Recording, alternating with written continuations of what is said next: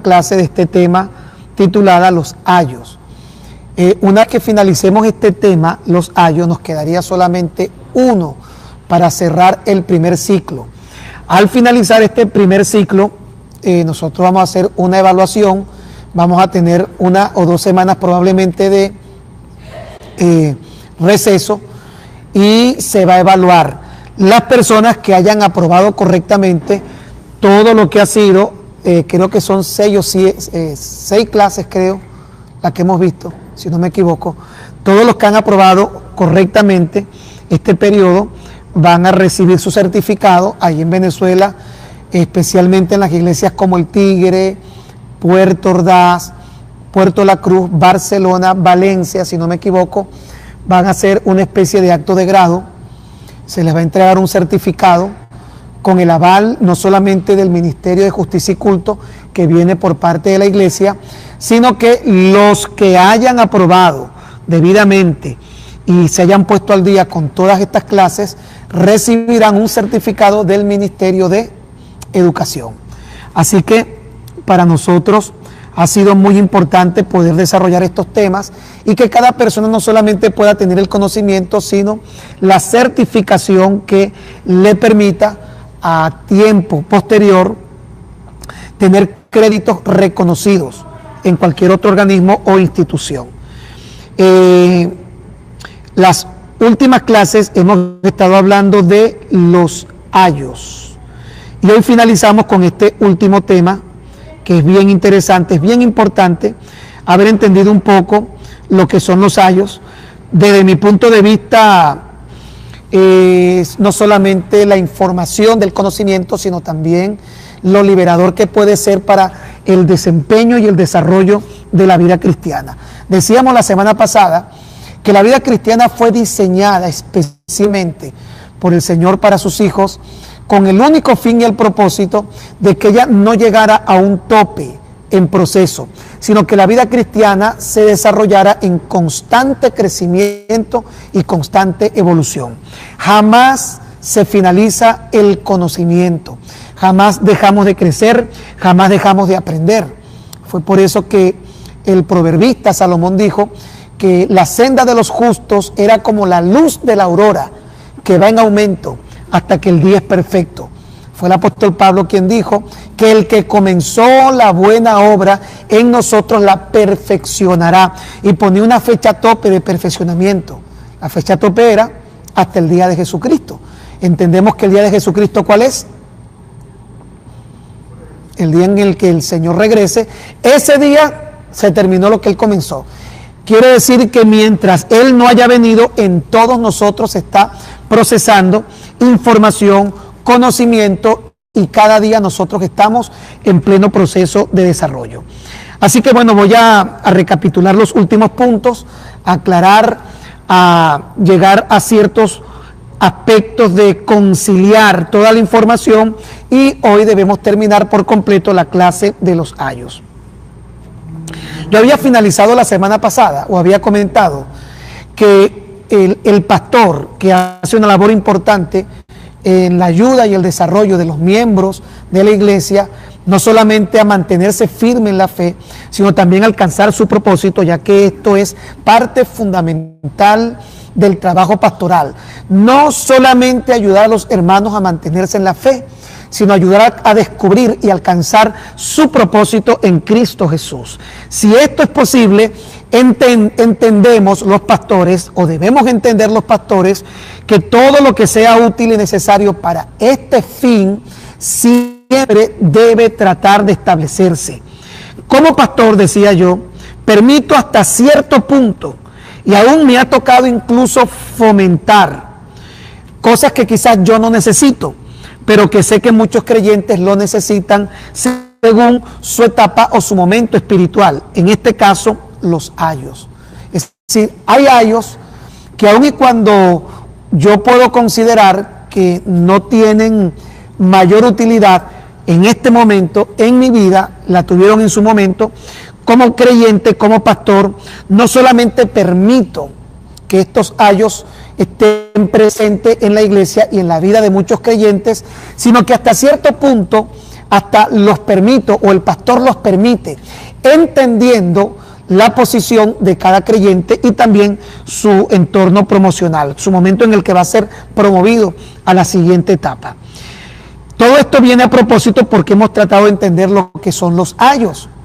Y voy a definir, o no voy a definir, mejor dicho, voy a decir qué es un ayo para mayor y mejor comprensión de todos los que hemos estado recibiendo esta clase. Hay 5 cosas que me van a permitir determinar y dejar un poco claro el punto de los ayos. Recuerde que ayo es equivalente a nodriza, a curador, a un protector. Habíamos dicho que era una persona que está encargada hasta cierto punto, hasta cierta etapa de la vida de las personas. Por lo que Pablo decía que aunque en Cristo ellos pudieran tener, Pablo lo dice a los Corintios, 10,000 ayos, él se consideraba su único padre espiritual. Habría una capacidad de entender que hay muchos ayos, aunque los padres espirituales no sean tantos. Entonces, tendríamos que concluir diciendo que un ayo, los que están anotando, es algo bueno y necesario. Los ayos son buenos y necesarios. En primer lugar, Romanos capítulo 7, versículo 7. Recuerde que en el capítulo 3 de Gálatas, el apóstol Pablo pone muy en claro que el ayo al cual él se está refiriendo en ese momento particular es la ley, ya que la ley los llevó a Cristo y la ley se convirtió en eso que los cuidó hasta que llegó la fe. Entonces, cuando leemos Romanos 7:7 hace referencia a la ley como ese factor y él pregunta si la ley es mala y él dice en aquella respuesta tan común del libro de los Romanos, en ninguna manera, ya que si no fuera por la ley nosotros no hubiéramos conocido lo que es malo ni lo que es bueno. Es decir, la ley fue buena, la ley fue necesaria. Entonces podemos decir que los ayos son buenos y son necesarios. Muy a propósito, porque cuando vemos este tema, hasta este punto algunos podrían pensar que al referirnos a los ayos estamos diciendo de algo malo o algo innecesario. Entonces, tengo que decir que un ayo no solamente es bueno, sino que también es necesario. Y me refiero a algo necesario como ¿qué es lo que podemos definir como algo necesario?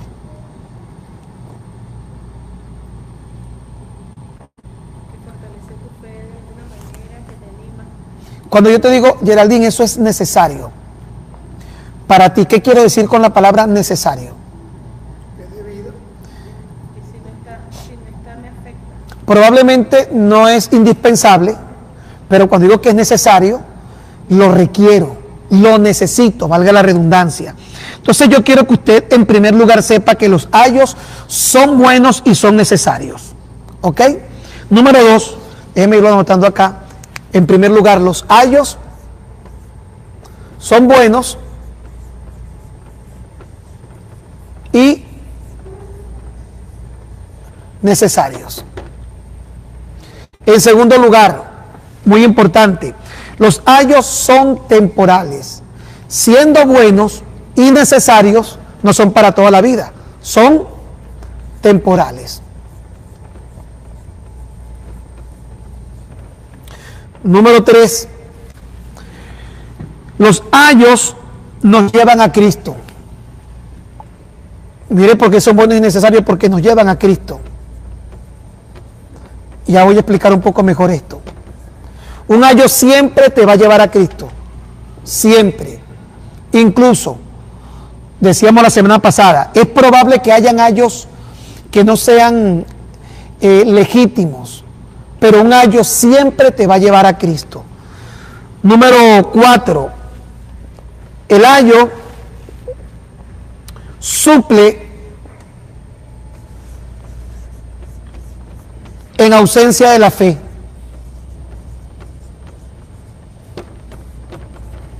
Y número 5, y por último, un ayo es de quien se depende circunstancialmente. Dependencia, circunstancial. Ok, vamos a leer unas citas bíblicas para entender esto. Romanos capítulo 7, versículo 7. ¿Quién puede leer Romanos 7, 7? Buenos y necesarios. ¿Alguien que pudiera apoyarme con esta cita bíblica? Romanos capítulo 7, versículo 7. Recuerde que en el capítulo 3 de Gálatas se dice abiertamente lo que para Pablo fue el ayo que ayudó a la iglesia judía, la iglesia que transicionaba de una mentalidad judía a una mentalidad cristiana, una mentalidad de ley a una mentalidad de gracia. Y Romanos 7:7, ¿qué dice? ¿Qué diremos pues? ¿La ley es pecado? En ninguna manera.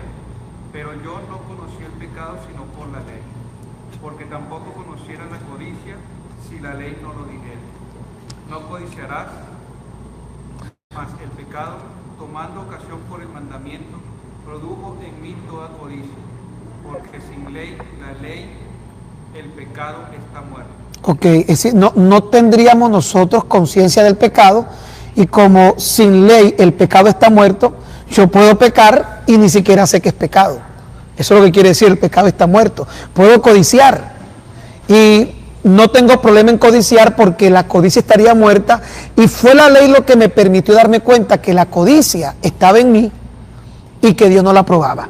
Entonces terminamos entendiendo que aunque la ley sabemos que no es el estilo de vida del creyente que ha entendido lo que es la gracia, pero la ley, según Gálatas capítulo 3, es el ayo de los creyentes que venían de este mundo judío y transicionaban a una mentalidad cristiana de gracia.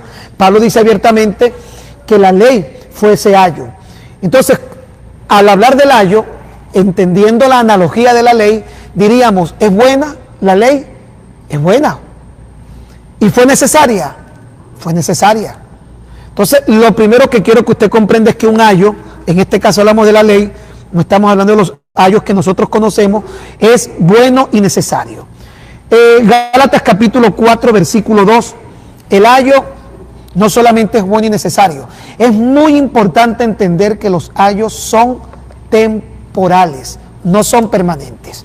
Libro de Gálatas capítulo 4, versículo 2, ¿alguien puede leerlo? Sino que, dice así, pero habría que leer también para...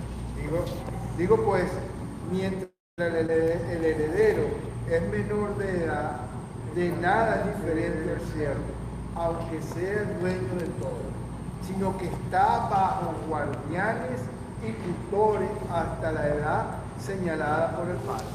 Ok, muy importante, que ahí está diciendo que siendo bueno, tiene un tiempo señalado, tiene un tiempo de caducación. Los ayos tienen un tiempo de culminación. Lo realmente preocupante es cuando un ayo trasciende al tiempo que debería tener. Entonces, no es un problema darnos cuenta que el ayo es bueno, es necesario, pero importante darnos también cuenta que tienen un tiempo temporal y no son permanentes. Número 3, el ayo, como sea, nos llevó a Cristo y nos lleva a Cristo hasta que ellos son sustituidos por el siguiente punto, que es la fe. Gálatas capítulo 3, verso 24. Solamente vamos a un versículo anterior para leer Gálatas 3, 24. ¿Quién puede leer? De manera que la ley ha venido a ser nuestro ayo para conducirnos a Cristo, a fin de que seamos justificados por la fe. ¿Cómo conocieron a Cristo esta iglesia que transicionaba de una mentalidad religiosamente judía a una mentalidad de gracia y de cristianismo? ¿Cómo llegaron a esa gracia y ese cristianismo? Por la ley. Este ayo, que aunque nosotros sabemos que no es la conducta que Dios espera por la que nosotros tengamos que vivir, fue lo que Dios usó para llevar a aquella iglesia a Cristo. Número 4, el ayo suple circunstancialmente mientras llega la fe. Y explicamos los distintos tipos de fe. Y recuerden que aquí no estamos hablando ni a la fe propiamente que podemos utilizar para echar fuera un demonio o para orar por un enfermo. Estamos hablando a la fe como ese elemento de convicción y de vida que, según el apóstol Pablo a los romanos, decía que es la razón por la que el justo debe vivir. Ahora, esa fe ¿De dónde proviene esa fe? ¿De dónde proviene nuestra fe? ¿Sobre qué se sustenta o sobre qué está basada nuestra fe? Sobre la palabra. Pero cuando llegamos a Cristo, ¿cuál es la palabra que nosotros conocemos para depositar la fe? Pero ¿cuál es la palabra al llegar a Cristo? Somos nuevos creyentes.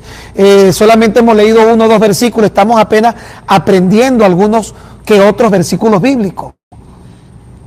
¿Cómo podemos tener fe o la fe de convicción como un esquema de vida si la Biblia dice que la fe viene por el oír y el oír es por la palabra? Pero recuerde que un nuevo creyente no tiene la palabra, no conoce muchos versículos, probablemente escuchó aquel que dice de modo que si alguno está en Cristo nueva criatura es, de tal manera amó Dios al mundo, pero los versículos o todos los fundamentos bíblicos que producen consistencia a la vida cristiana no están presentes en un nuevo creyente. Hablemos de alguien que tiene una semana de convertido, un mes de convertido y empieza en ese proceso de crecimiento. ¿A cuál fe se le puede agregar a esa persona si no tiene todavía el fundamento de su fe?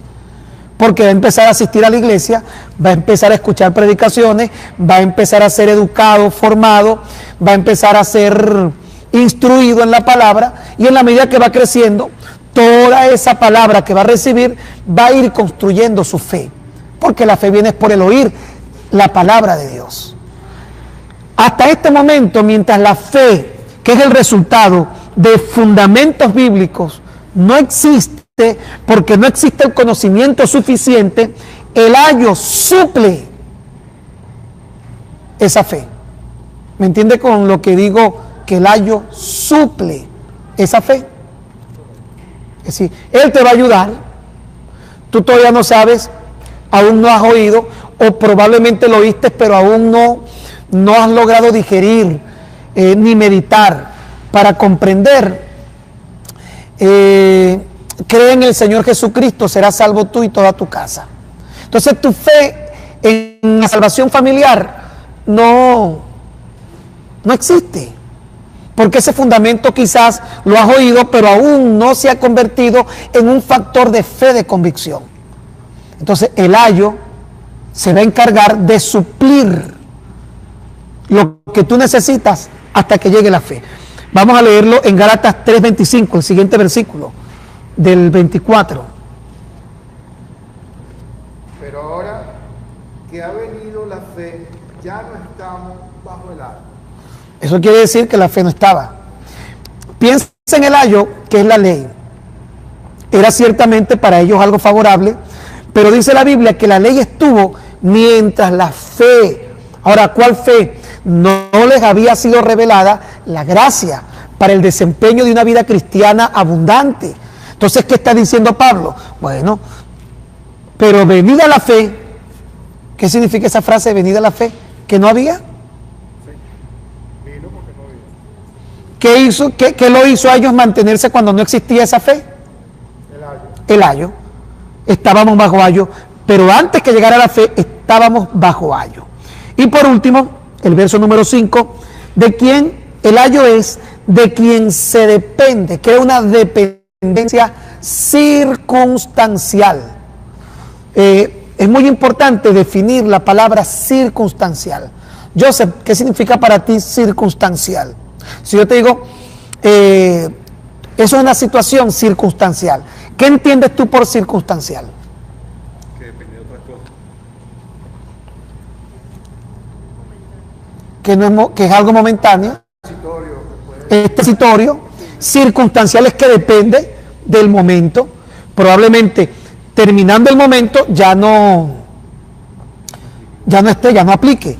Entonces la ley es de lo que dependemos circunstancialmente. Eso es muy importante. Ahora, yo por aquí voy a adelantar un poquito antes de llegar acá. ¿Qué versículo era ese? Está básicamente basado en los 4 versículos anteriores. De alguna manera es como recopila la información anterior. Yo por aquí estaba escribiendo algunos ejemplos de ayos. Déjenme ver si lo encuentro por acá. Ok. Ayos más comunes. ¿Quién me dice por aquí un ayo común? Oiga bien, cada una de las cosas que le voy a decir son buenas y necesarias. La profecía, ¿podemos ver la profecía como un ayo? Claro, fue buena, fue necesaria. En cierto modo también podemos decir que el maestro de escuela dominical es un ayo. Normalmente deberíamos referirnos más a los ayos como elementos no humanos. Pero cuando se habla de personas es cuando Pablo quería referirse a padres. Yo más bien vería al maestro. Hay un tema bien bonito que no toca todavía, pero que es muy bonito y bien interesante el comentario que trae Nelson, que a usted le va a bendecir mucho, de lo que es la paternidad espiritual. Entender lo que es la paternidad espiritual. Ahora, los ayos no son los padres. Por eso es que Pablo decía, aunque tengáis en Cristo 10.000 ayos, yo veo más bien que un maestro, un pastor, un líder puede tener una función en la vida de un creyente de paternidad. En una oportunidad yo le compartía a Vladimir Nelson, aprovechando que está Nelson, nosotros crecemos bajo estructuras en donde lamentablemente no se nos fomentó la importancia de la paternidad espiritual. Si bien es cierto que mucha gente lo ejerció en su momento, no fue algo que se nos dijo que tenía que ser necesario, sino que, digámoslo también así, circunstancialmente muchas personas asumieron esa figura paterna. Hay un amigo mío que está en Illinois, yo estuve con él hace 2 meses, él es venezolano, una iglesia que conocemos mucho de los que estamos acá. Y él me dice, mira, mi pastor fue un buen pastor, fue excelente pastor, pero yo vengo de una familia en donde nunca estuvo presente mi padre y a lo mejor yo lo que esperaba, aparte de tener un pastor, era un padre. La labor de los líderes debería ser dirigida más hacia la paternidad que solamente limitarnos a la enseñanza, porque eso es lo que Pablo les está diciendo de por sí. Hay, claro, como toda verdad, ciertos elementos que se llevan a extremos. Yo no soy partidario ni comparto el hecho de que a un hermano se le diga papá. Hay ahorita ambientes donde eso ocurre, papi. Yo me sentiría bien incómodo que alguna persona que no sea mi hijo real me diga papá, me diga papi. Eso es, aunque hay personas que lo hacen, pero yo me freno un poco. Hay iglesias que tratan de enseñar la paternidad espiritual, no en el espíritu de la palabra, sino en el factor de la manipulación. Yo creo que cuando ya tú caes en el terreno, yo digo, Alejandro, si tú no me dices papá, a ti no se te ha revelado la visión de este ministerio. Entonces tú nunca vas a ser un verdadero hijo de esta casa. Eso es manipulación. Porque Pablo ciertamente, él dice, aunque tengáis 10.000 años, yo puedo decir que soy vuestro padre, pero nunca ver a Pablo tratar de establecer como fundamento doctrinal que la gente lo llame papi, o llame mami, o llame...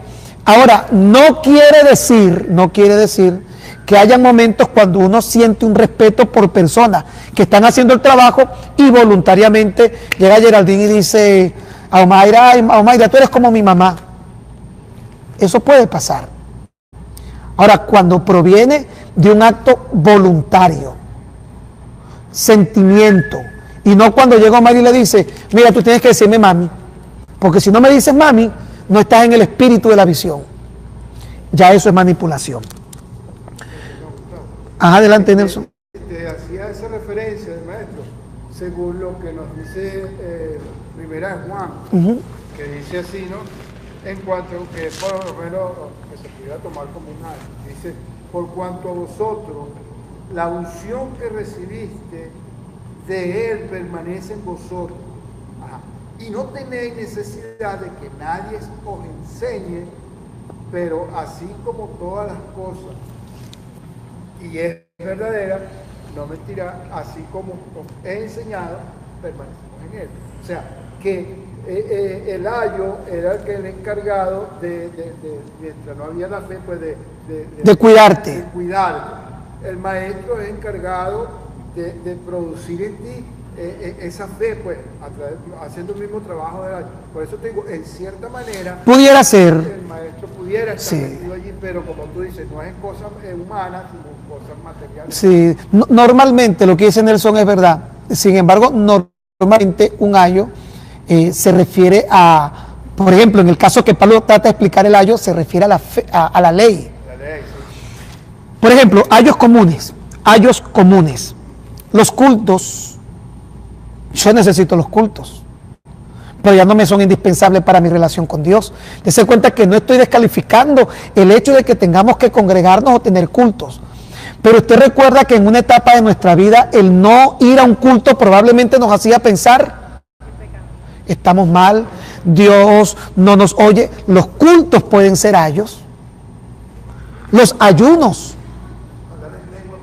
el hablar en lenguas, las profecías, los sueños. Y dése cuenta que acabo de decir que ninguna de estas cosas son malas, todo lo contrario, son buenas y necesarias, pero tienen un tiempo de caducación. ¿Quiere decir con un tiempo de caducación que ya no necesito culto, ni congregarme, ni ir a la iglesia? No. Lo que quiero decir es que mientras sea un ayo, yo dependo de eso para sustentar mi fe. Cuando deja de ser un ayo, sigo yendo a cultos, puedo seguir hablando en lenguas, puedo seguir teniendo cualquier cantidad de estas actividades que estoy señalando, solamente que ya eso no sustenta mi fe, ni yo dependo de eso para solventar ni mantenerme en contacto con el Señor. ¿Ok? Obviamente que quiero decirles que debemos congregarnos, pero vuelvo a usar el mismo ejemplo. En nuestros primeros años, antes de que llegara la fe, ¿qué significaba congregarse para la mayoría de nosotros? ¿Qué significaban los cultos para la mayoría de nosotros?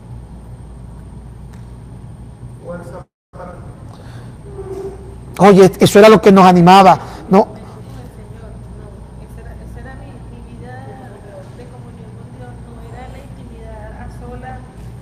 Yo no veía mi comunión con Dios en lo que debe ser, que es la vida íntima, sino que mi comunión con Dios dependía de un culto. Y dése cuenta que cuando un ayo se queda más del tiempo, hablemos del culto como un ayo, se queda más del tiempo que debe, que lo vamos a tratar ahora, hay un gran problema, porque ese tipo de personas nunca desarrollan intimidad con Dios, sino que se convierten en creyentes de culto, porque toda la vida siguen dependiendo de un culto para su comunión con Dios. Cuando superas el ayo del culto, tú te sigues congregando. No es que no necesitas un culto o un servicio, solamente que tu vida de fe y tu comunión con Dios no depende del culto. Pero todo nuevo creyente ve, y por eso se acuerda que yo le dije al principio, muchos ayos los pastores no solamente permitimos. Todo pastor, mientras ve la posición de cada creyente, no solo lo permite, hasta lo fomenta, porque sabe que ese creyente lo necesita, porque de eso depende lo que en este momento no se puede definir como fe, pero sí depende de lo que lo va a ayudar a llegar a Cristo y lo que le va a permitir hasta llegar a la fe. Ayuno, ¿se acuerda que yo le estaba hablando del ayuno? Por ejemplo, yo hoy entiendo, yo ayuno, pero ya la posición que yo tengo del ayuno no es la misma que tenía al principio. Yo en una oportunidad hice 7 días de ayuno. Nada, eso para mí era, oye, haber agarrado a Dios por las barbas. Y yo sentía que, bueno, que el que no ayunaba no estaba en nada. Y por eso es que el capítulo 48 del libro de Isaías, Dios pareciera estar en contra del ayuno, porque le dice, no es más bien el ayuno que yo escogí, pero antes le dice, cuando ayunáis, y pareciera ser que de forma despectiva se refiere al ayuno de ustedes, no es el ayuno que yo les dije. Alguien podría decir, bueno, Jesús ayunó 40 días y 40 noches. Jesús no ayunó 40 días y ni 40 noches.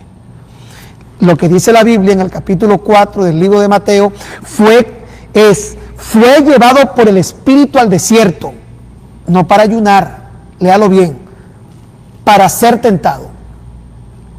Pero recuerde que fue llevado al desierto, no fue llevado a Miami. Porque si hubiera sido llevado por el Espíritu a Miami para ser tentado, hubiera encontrado Walmart, hubiera encontrado Publix, hubiera encontrado... Pero en el desierto tenía que ayunar, no es que fue a ayunar, No fue que Jesús preparó 40 días de ayuno, fue llevado por el Espíritu al desierto para ser tentado. Pero en el desierto no había que comer, así que forzosamente sus 40 días de tentación transcurrieron en ayuno. De allí muchas personas sacan información para decir que hay que ayunar. Cuando usted va a los textos originales, sorprendentemente se va a encontrar con que el famoso versículo que dice este género no sale sino con ayuno y oración. La palabra ayuno no aparece en el original, aparece oración. ¿Sí? Y cuando usted va a ver que todo lo que la Biblia se refiere al ayuno es muy específico el propósito del ayuno. ¿Cómo veíamos nosotros el ayuno cuando era nuestro ayo? ¿Cuál era la visión que teníamos del ayuno cuando él era un ayo en realidad? Que tenía poder. Y entonces tú sales de un ayuno a comerte al diablo, a masticarlo, a vomitarlo, a volverle a pegar. Mire.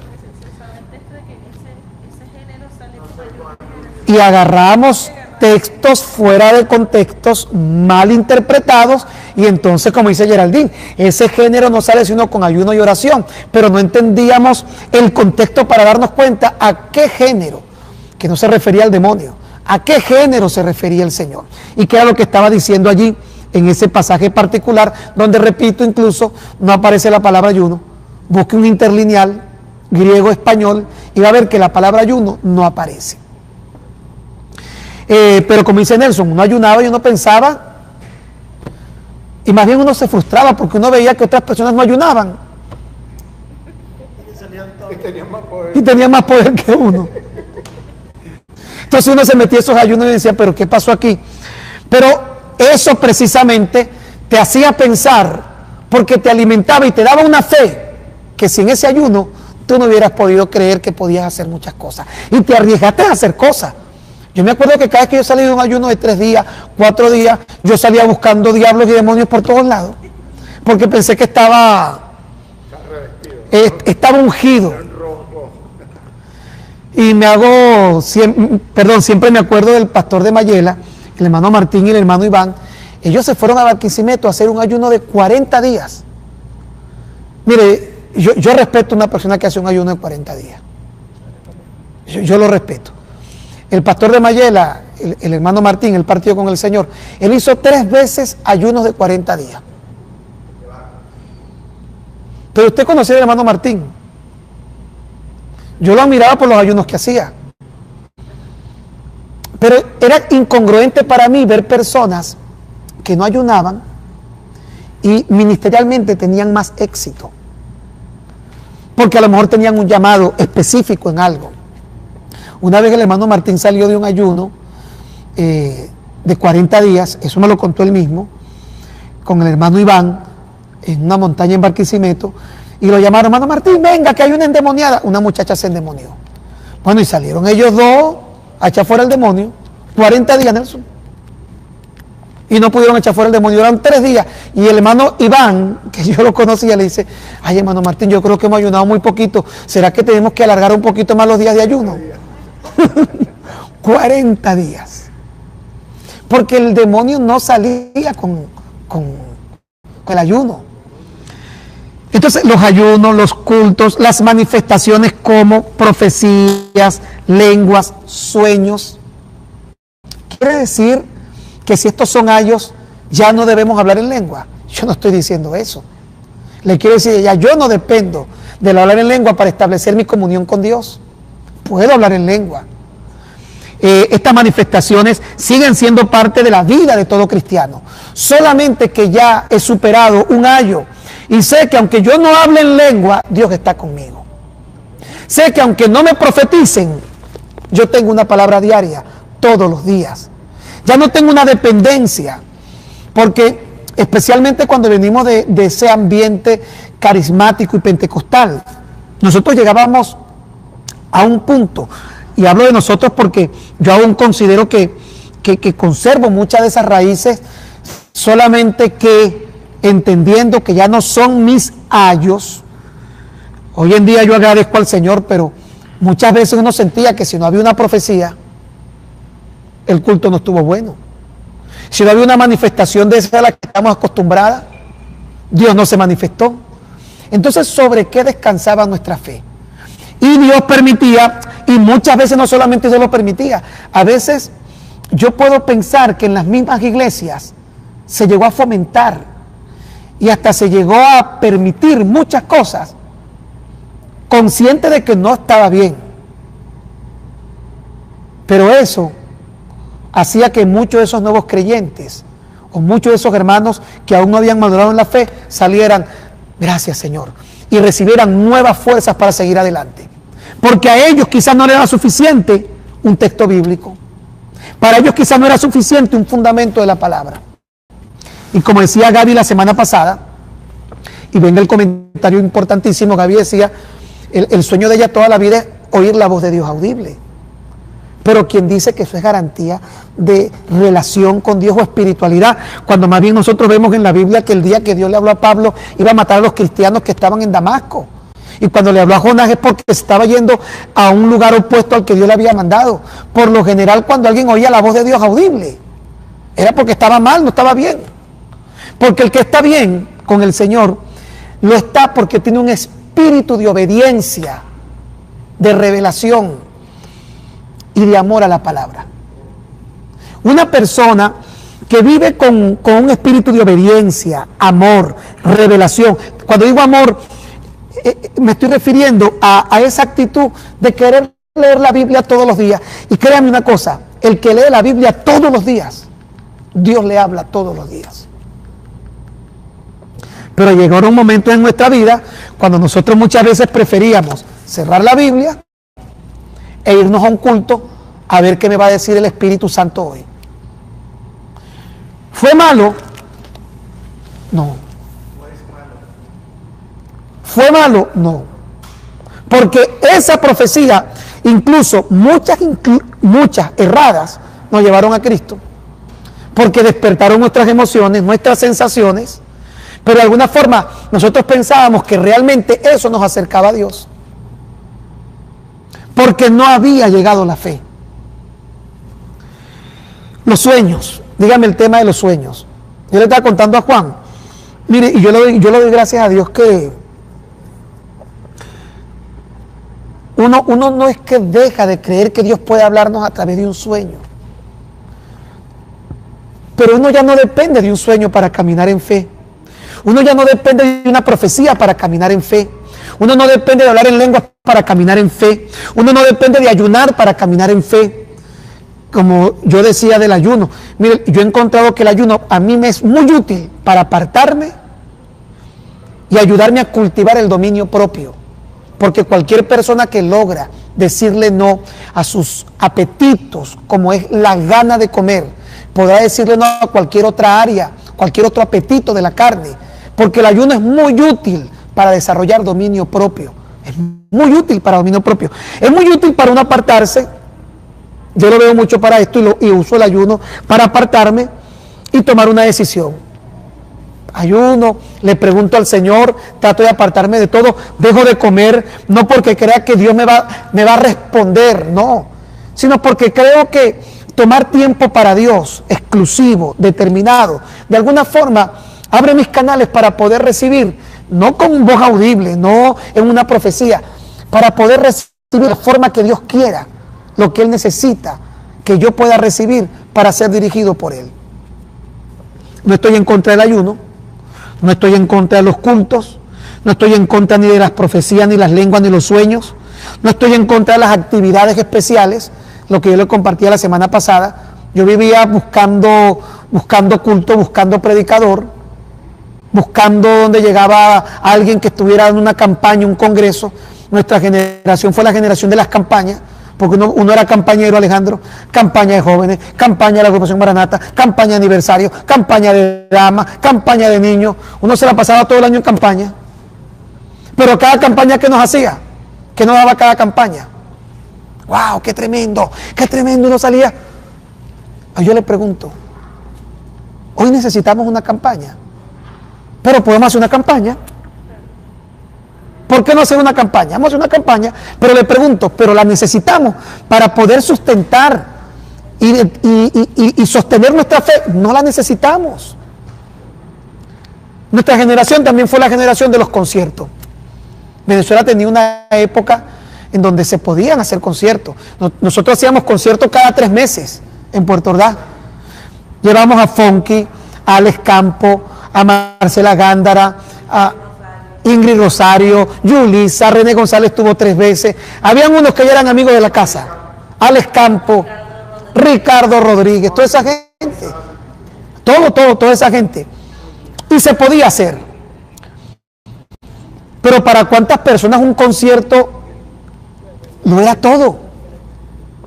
Yo le pregunto a estas alturas, ¿cómo mira usted a una persona que no puede caminar sin un concierto, sin cultos, sin campaña, sin profecía, sin hablar en lengua?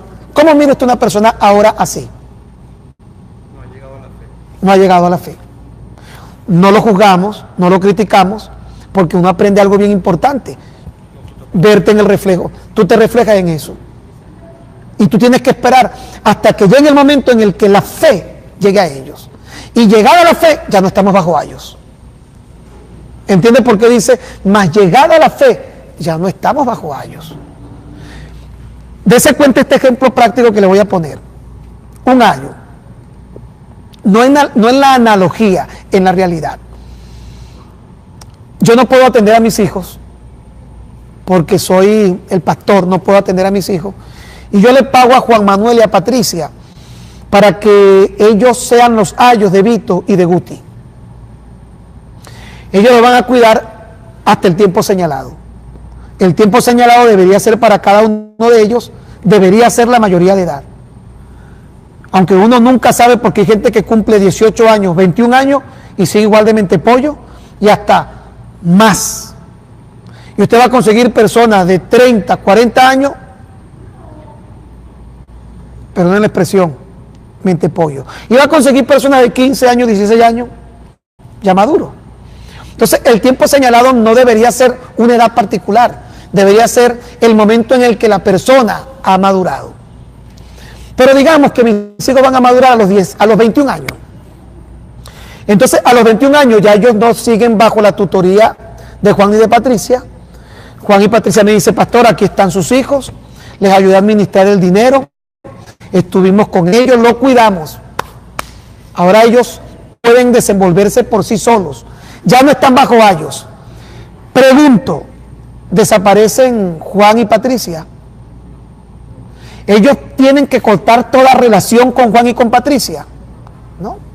Solamente que ya Juan y Patricia no ocupan en su vida el lugar que ocupaban mientras ellos no habían alcanzado esa etapa de madurez.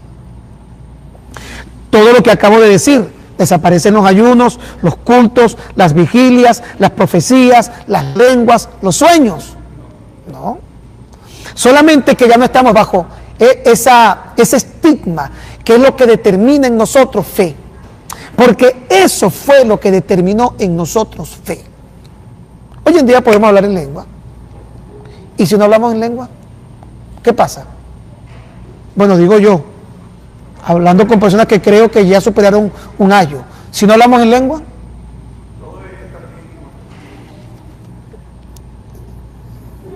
usted recuerda que a veces a Puerto Ordaz llegaban personas y decían, oye, no se sintió el Espíritu Santo, porque mucha gente cuando tiene ayos piensa que unción y Espíritu Santo es la presencia de los ayos. Y la ausencia de un ayo significa, no, lo que pasa es que los ayos sustentan lo que no está haciendo la fe que aún no ha llegado. Por eso mucha gente cuando es inmadura, cuando es un niño todavía espiritual y no hay un ayo, consideran que ahí no pasó nada.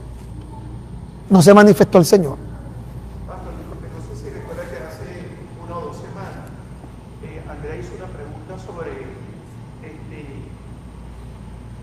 cuándo una persona debería dejar un año o cuándo, no sé si cuando la persona deja un año o ya no depende de ese año, pero habla mal, desestima quien depende de ese año. No sé, pastor, si es así como usted lo dijo, que esa persona realmente no ha... Salió antes de tiempo, pero ya vamos a ir para allá. Ok, una pregunta aquí importante, vamos a varias reflexiones a continuación. ¿Por qué nos aferramos a los ayos? Creo que eso lo dijimos la semana pasada. Nos aferramos a los ayos porque es doloroso dejarlo. Es doloroso. Nos aferramos a los ayos porque ellos se convierten en hábitos y costumbres. Nos aferramos a los ayos porque hasta sin darnos cuenta aprendemos a amarlos. Nos aferramos a los ayos porque dependemos de ellos y pensamos que sin ellos no podríamos avanzar. Esa es la razón por la que uno muchas veces se mantiene en el tiempo, aun y cuando ha podido madurar, ha podido llegar la fe. Eso ha ocurrido. Hay gente que ha llegado a la fe, sabe realmente la posición de todo esto, pero están en esa transición de madurez para darse cuenta de tantas cosas y soltar un ayo. Y creo que allí estuvo la pregunta de Andrea. Soltar un ayo, superar un ayo, no es tan fácil. Es más, uno siente que se atenta en contra de la fe cuando tú tienes que confrontarte a la realidad o alguien te dice, eso es un ayo. Mire, muchos ayos son parte de hábitos, costumbres de la religión. Muchos ayos para la iglesia cristiana es lo mismo que eran los ayos para la persona que viene de la iglesia católica. Por ejemplo, la Virgen María, interesantemente, y muchas tradiciones de la iglesia católica, no hablo de la iglesia evangélica porque recuerde que tenemos que centrarnos en una realidad. La iglesia evangélica, simplemente la iglesia evangélica, pero no es el mundo determinado de Dios para salvación. ¿Ok? Hay muchas personas que van a llegar a Cristo y probablemente ni siquiera pasen por una iglesia evangélica, porque la salvación no es al que es evangélico, la salvación se da al que es hijo. Pero usted sabe cuál es el proceso más duro de muchos católicos cuando llegan a Cristo. Una Virgen María, porque eso es un ayo. Porque la Virgen María era lo que a ellos les hacía creer que les acercaba a Dios. Errónea, equivocadamente. Eso era su ayo. Los santos, comulgar, la confesión, dentro de este mundo, quiero que usted piense por un momento como piensan ellos. Y se va a dar cuenta que para ellos atentar contra todo esto es atentar contra lo que es su fe. Y mucha gente católica buena que vas a conocer te van a decir, yo sé que esta no es la verdad. ¿Cuánto han hablado con gente que te dice eso? Yo sé que las imágenes Dios no las aprueba. Y te dicen, yo sé esto y esto y esto que no es correcto, pero yo soy católico. ¿Sabe cuál es su problema? Soltar el ayo. Seguimos. Los ayos solo son para niños. Los ayos no son para gente madura, gente adulta. Niño es sinónimo de carnalidad, inexperiencia e inmadurez. 3 verdades de los ayos. Vamos a anotar o vamos a ver 3 verdades sobre los ayos que le voy a compartir. 3 verdades. La primera, los ayos no dejan de existir, solo que ya no producen dependencia. ¿Ok? Los ayos no dejan de existir, seguirán existiendo. Y probablemente en algún momento estén en su vida circunstancialmente. Lo único es que ya no producen dependencia. Los ayos ya no producen dependencia. Número 2. Los ayos son un techo, lo que John Maxwell llamó la ley del tope.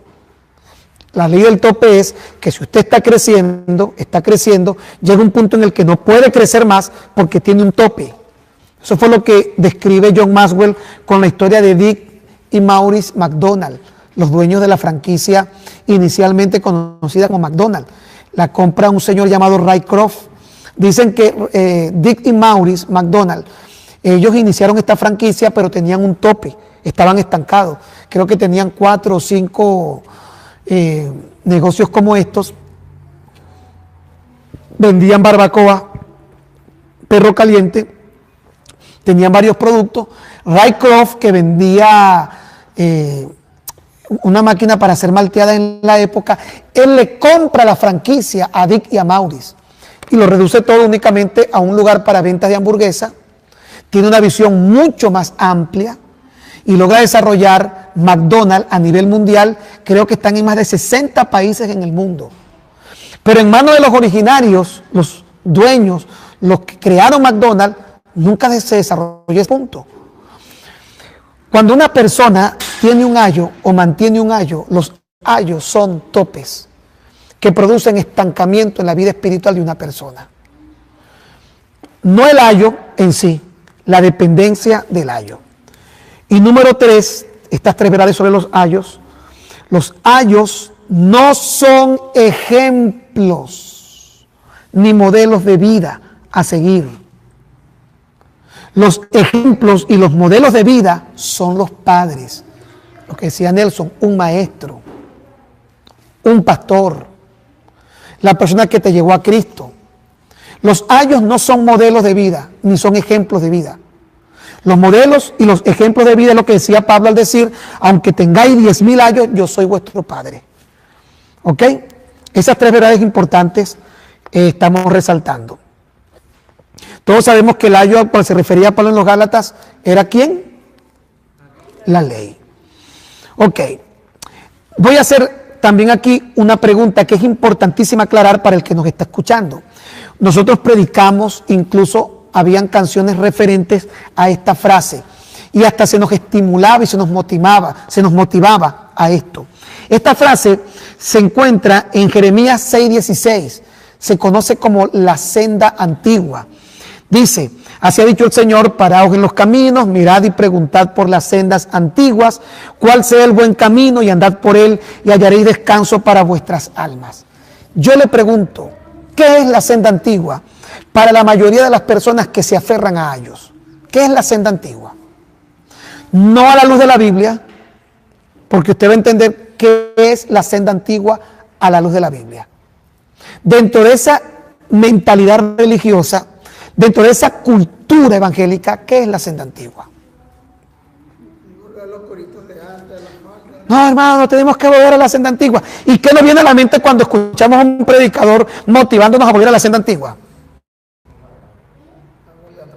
Usar el velo otra vez, la mujer volverse a poner falda, empezar a hacer culto donde se mueven las lámparas, los bancos se rompen, la gente sale brincando, danzando, se tiran al piso.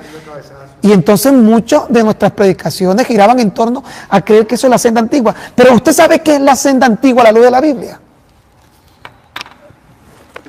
Volver al fundamento de la palabra. No volver a una época o a una temporada en donde estaba llena de ayos, muy buenos, pero recuerde que antes de esos ayos estaba este libro. Que antes de la iglesia...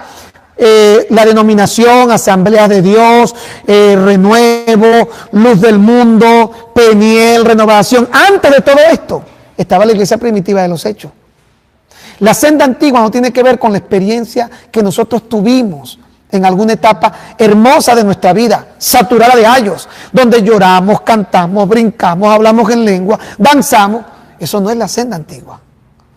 Pero paradójicamente se nos ha dicho por mucho tiempo y se nos ha enseñado desde el púlpito que la senda antigua es, otra vez hay que volver a las corbatas, volver a los rudimentos y este tipo de cosas. Y la senda antigua sencillamente es volver a la verdad de la palabra, volver al fundamento de las Escrituras.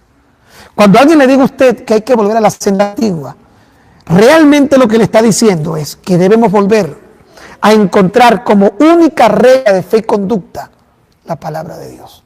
La senda antigua son las verdades fundamentadas en la palabra. La senda antigua es la verdad revelada de Dios por su Espíritu Santo y por la palabra. Eso es la senda antigua. Porque muchas personas probablemente oyendo esta clase se sentirán atacados, se sentirán incómodos, porque pensarán, no están entendiendo el tema de los ayos. Ellos están pensando es que nosotros abandonamos la senda antigua. Hermano, pero ¿qué es la senda antigua? No es la época del avivamiento de nuestra juventud, ni el momento en el que yo hable en lenguas. La senda antigua está mucho antes. La senda antigua es el sustento fundamental de las Sagradas Escrituras. Aquí está la senda antigua. Continúo, porque ya estamos terminando. No se debe forzar, oiga este punto, no se debe forzar a nadie a soltar un ayo, a dejar un ayo antes de tiempo. ¿Por qué? Preste atención. Según Gálatas capítulo 6, versículo 2, ya lo leímos, dice que este niño, que aún depende de ayos, está bajo tutores, curadores, y mire lo que dice, hasta el tiempo señalado. Es decir, hay un tiempo, y que dice el mismo texto bíblico que ese tiempo señalado, ¿sabe quién lo determina? Gálatas 4:2. ¿Quién determina el tiempo señalado? No es la edad, no es que yo diga, yo tengo 40 años en el Evangelio, ya yo dejé los ayos. Yo soy maduro porque yo conozco la Biblia. El texto dice, ¿quién determina el fin de un año? ¿Quién determina lo que nosotros definimos como el tiempo señalado? Y lo voy a leer para que usted se dé cuenta. Sino que está bajo tutores y curadores hasta el tiempo señalado por el Padre. ¿Qué le parece? Por eso usted va a ver personas que están mucho más tiempo con un ayo. Porque el que determina el momento en el que un ayo llega a su fin es el Padre, que es el que conoce a sus hijos. Es decir, que si yo le digo hoy a cualquiera de los que está acá, que aún están aferrados a ellos, para mí podría ser un absurdo. Pero si yo trato de quitarle un ayo antes de tiempo, yo estoy quitándole el trabajo a la obra de Dios. Por eso uno nunca debe descalificar, referirse despectiva o peyorativamente a prácticas que nosotros quizás superamos, a situaciones y formatos y esquemas de vida que nosotros quizás ya no lo hacemos. Pero recuerde que si alguien en aquel momento le hubiera impuesto a usted o lo hubiera obligado a terminarlo, ¿cómo hubiéramos actuado en aquel momento? ¿Cómo hubiéramos actuado? O hasta hubiéramos descalificado a esa persona como un hereje. Porque, hermano, no es el tema de que si la Biblia lo dice o no, es que eso es lo que a mí me sostiene. Yo soy cristiano, es porque cada vez que muevo la cabeza y hablo en lengua, siento que el Espíritu Santo está conmigo. ¿Cómo usted le quita eso? ¿Cómo usted le quita eso a alguien? ¿Cómo? No se lo puede quitar con argumentos, con palabras. Usted no le puede quitar a alguien que todavía depende de profecía. A muchas de ellas inclusive locuras. Pero esa locura hace que esa persona todavía esté en pie y esté firme. Porque esa persona no está firme ni en pie por lo que dice el libro. Porque probablemente no se ha sentado a estudiar el libro. Ahora usted sabe algo. Dios ama a esa persona. Y Dios tiene un tiempo reservado para todo. Por eso dice, hasta el tiempo señalado. ¿Por quién? Por el pastor. Por la iglesia. El tiempo señalado por el Padre. Hay un tiempo señalado. Soltarlo antes produce. Vea lo que produce si una persona se forza o se obliga a soltar antes de tiempo un ayo. Una persona que suelta un ayo antes de tiempo despierta en sí arrogancia, autosuficiencia, carece de experiencia y se llena de un espíritu de perfeccionismo. ¿Por qué? Porque no fue el tiempo correcto, porque aún lo necesita.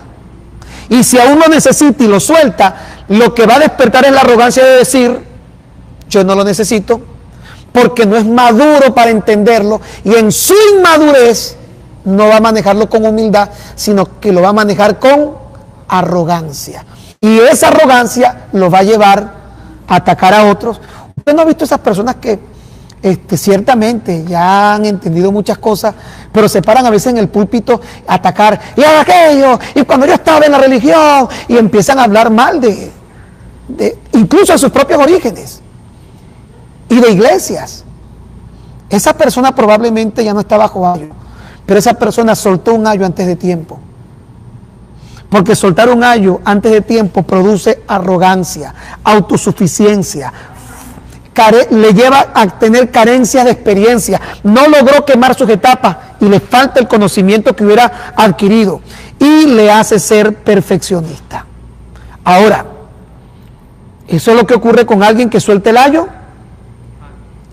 antes de tiempo. ¿Quién soltó un ayo antes de tiempo? El hijo pródigo.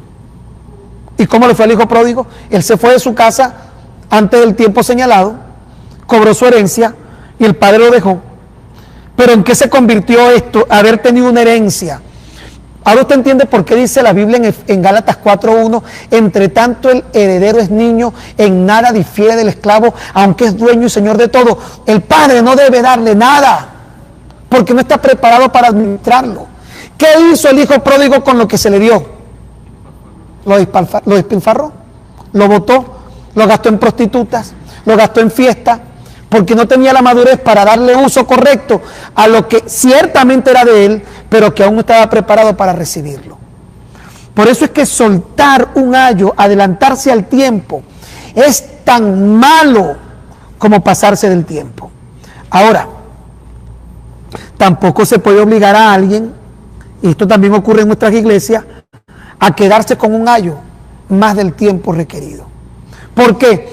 Porque si adelantarse al tiempo de soltar un ayo produce arrogancia, autosuficiencia, falta de experiencia, perfeccionismo, soltar un ayo, o mejor dicho, obligar a alguien a quedarse con un ayo más del tiempo que debe, también vemos este tipo de casos en las iglesias, genera en la persona temor,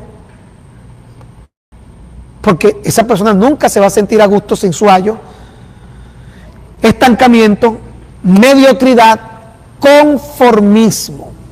Toda persona que se le pasó el tiempo y sigue estando bajo ayos, a pesar del tiempo señalado, donde ya debió haber superado eso, esa persona va a vivir siempre con temor. Y si tal cosa, ay, no, es que eso es de Dios.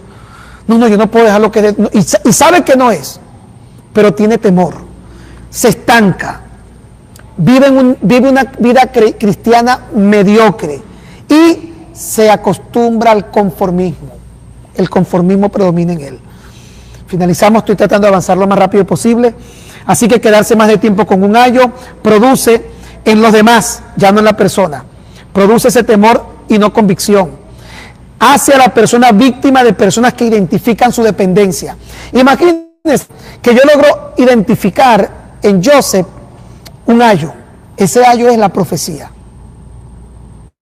¿Sabe cuántas cosas como estas pasan en nuestras iglesias, verdad? Y yo sé que él depende de las profecías. Y yo soy un lobo rapaz. ¿Qué creen ustedes que voy a hacer para controlar a Joseph? Dale profecía. Y lo voy a tener aquí. Y lo mando a casar con ella, a separarse de ella, lo mando a mudarse. Lo controlo. Tiene que darme el carro porque mi hijo lo necesita. Le saco plata. El problema de quedarse más tiempo con un ayo es que hay mucha gente que logra identificar eso, y le voy a decir algo, hay iglesias completas bajo ayos, y los pastores, sabiendo que son ayos, no están interesados en que su congregación lo suelte, porque ellos mantienen a los creyentes no por convicción, los mantienen con ayos. Ellos prefieren tener miles de personas con ayos inmaduros, pero que les pueda llenar el bolsillo, que los pueda sostener, que puedan controlar, que tener creyentes sin ayos, pero dependiendo de Dios. El ayo no es un problema solamente del individuo. El ayo muchas veces es un problema de iglesia. Hay iglesias completas, con muchos años en el Señor bajo ayos. Completas. Tírate para allá, ven para acá, levanta la mano, baja la mano, cáete, ríete, y se crea todo un ambiente de control, manipulación, intimidación, porque eso es lo que produce, o lo que se produce en esos ambientes donde los ayos no han sido superados. Y por último, dependencia dañina. Temor, no convicción, te hace víctima de quien identifica tu dependencia como ayo y crea dependencia dañina. Estamos terminando. ¿Cómo superar los ayos? Es la pregunta final, porque es difícil. Omaira, no es tampoco fácil. Es más, a veces hemos llegado al tiempo señalado por el Padre. Tenemos cierta claridad, pero inclusive así como que no terminamos de dar el paso. Porque no es fácil. Ya le dije la razón por la que no es fácil. Pero ¿cómo soltar o cómo superar un ayo? Te voy a decir una palabra que a mí me bendijo hace muchos años. Lo que te sirvió para salir de Egipto no te sirve para conquistar la tierra prometida. Todo lo que Dios usó para que tú salieras de Egipto, las 10 plagas, cruzar el Mar Rojo, esos milagros, ver en el desierto la mano de Dios, todo eso hermoso no es útil, no te sirve para ir a la conquista. Y muchos dejan de ir a la siguiente etapa, a la siguiente promoción de vida cristiana, porque les cuesta soltar Egipto. Recuerda que el reclamo más grande que Dios le hizo a la gente que salió de Egipto en el desierto fue no haber salido de Egipto, sino que Egipto no había salido de su corazón. Y por eso transitaron 40 años por el desierto. 40 años que no era el propósito de Dios, porque podemos pasarnos toda la tarde predicando el desierto, los milagros, pero nosotros no deberíamos predicar tanto del desierto, porque el desierto no era el lugar del propósito. ¿Se vieron milagros en el desierto? Sí se vieron, pero el desierto era el lugar transitorio. El propósito de Dios cuando lo sacó de Egipto, ¿cuál fue? La tierra prometida. Nunca les prometió el desierto. No, pero el desierto es maravilloso, porque en el desierto se siente rico, y cae el maná, y veo las codornices, y la columna de fuego, y el zapato crece con el pie. El desierto está lleno de milagros, porque está lleno de ayos. Y por lo general los ayos alimentan emoción y sensación. Es una característica interesante de los ayos. Y ellos necesitaban a los ayos en el desierto. Pero nunca olvides esta palabra que te acabo de decir. Lo que te sirvió para salir de Egipto no te sirve para conquistar. Y por eso muchos no han empezado a conquistar. Por eso muchos todavía dicen, Señor, ¿y cuándo? Señor, ¿y cuándo? Y Dios dice, mientras tú te aferres a Moisés, mientras tú te aferres a las codornices. Oye, pero es que en el desierto comía maná y me caía del cielo. Pues en la tierra prometida yo voy a poner la semilla en tu mano y tu fe va a estar depositada en lo que yo voy a hacer a través de tu mano. Allá todo lo hacía yo. Por eso es que era maravilloso el desierto.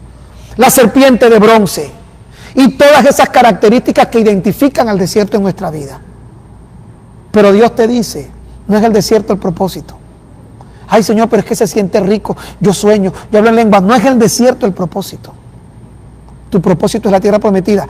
Dígame cuántos milagros tan gloriosos se vieron durante la conquista de la tierra prometida. Sí se vieron. Pero ¿dónde se vieron más milagros? ¿En el desierto o en la tierra prometida? ¿Por qué? Ellos necesitaban más milagros aquí. Necesitaban más ayos aquí. En la tierra prometida sí se vieron milagros. Por ejemplo, el río Jordán se abrió. Quizá ese fue uno de los más interesantes. La muralla de Jericó.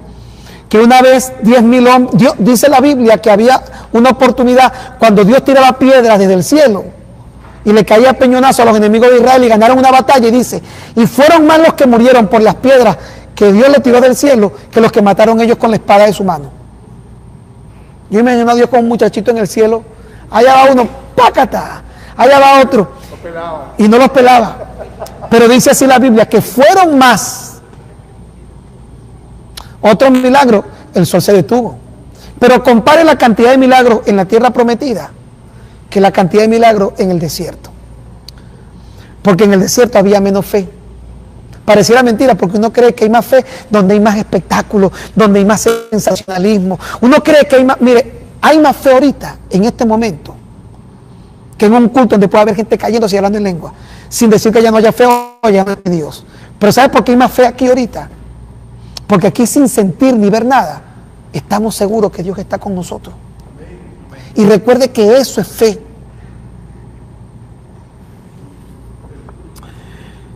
Entonces, mire, ¿cómo superar un ayo? Renovando el entendimiento. En primer lugar, lo voy a anotar aquí rápidamente. Número 1, renovando el entendimiento. ¿Cómo se renueva el entendimiento? Escudriñando la palabra. Cambiando nuestros antivalores por los valores de Dios. La renovación de vuestro entendimiento. Dice Pablo en Romanos 12 y en Efesios 4 dice, Romanos 12, transformados mediante la renovación de vuestro entendimiento. Y Efesios 4 dice, mediante la renovación del espíritu de vuestra mente. Porque la transformación está aquí. El campo de batalla más poderoso del ser humano, Antonio, es aquí. Por eso esto es lo que se renueva. Para que pueda haber una transformación en tu vida, lo que se renueva es el espíritu de vuestra mente. Romanos lo llama renovación del entendimiento. Mente, entendimiento. Sustituir antivalores por los valores de Dios. Lo que compartía la semana pasada. Estamos en Cristo y aún estamos llenos de antivalores. Y el ejemplo que les ponía, que es muy común. Pides perdón y te justificas. Andrea, le pides perdón a Joseph. Un trato que tuviste y luego dice, lo que pasa, en el momento que pides perdón y te justificas, tu perdón es inútil. No es sincero, no es real.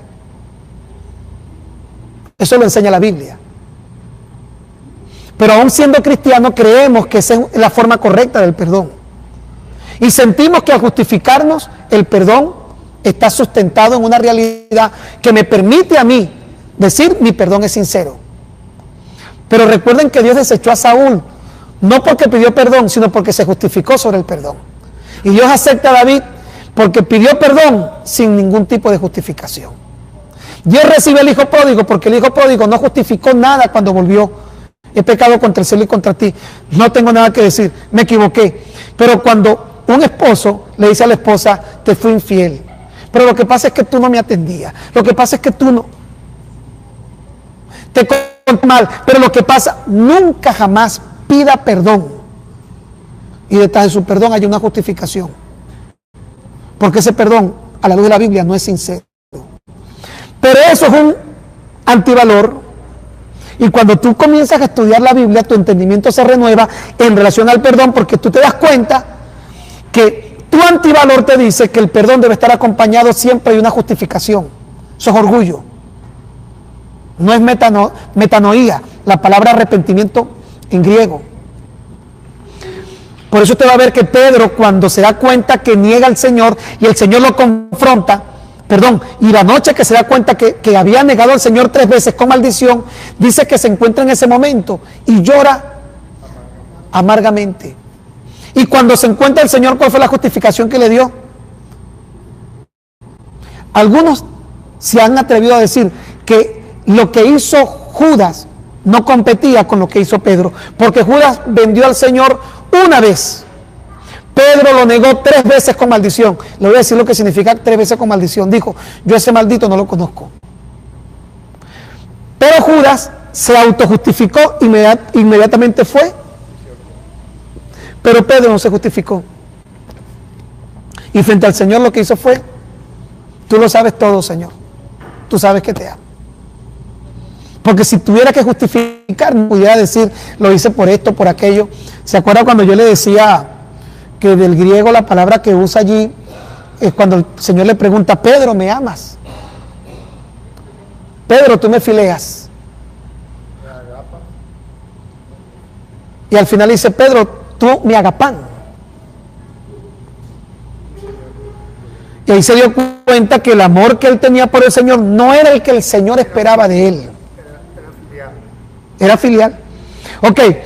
Renovar el entendimiento. Número 2, reconociendo y tomando la decisión. Oye, esto es un ayo. Ese es el segundo paso. Esto es un ayo. Yo tengo que soltarlo. Yo tengo que superarlo, no soltarlo, porque recuerde que no es que usted tiene que negar, ni tampoco eliminarlo. Simplemente tiene que reconocerlo y superarlo. Aparecerá en tu vida circunstancialmente, pero ya no es el factor de dependencia.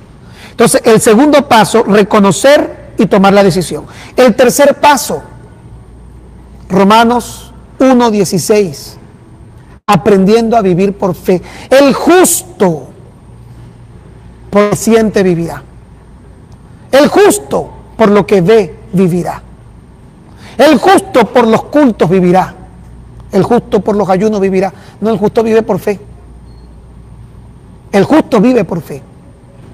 El justo del gobierno de Venezuela ahora que quitaron el 5-0 y entró el nuevo cono monetario. No, mire, si uno vive por esas realidades, si uno vive por lo que gana aquí, Alejandro, uno no va a vivir nunca.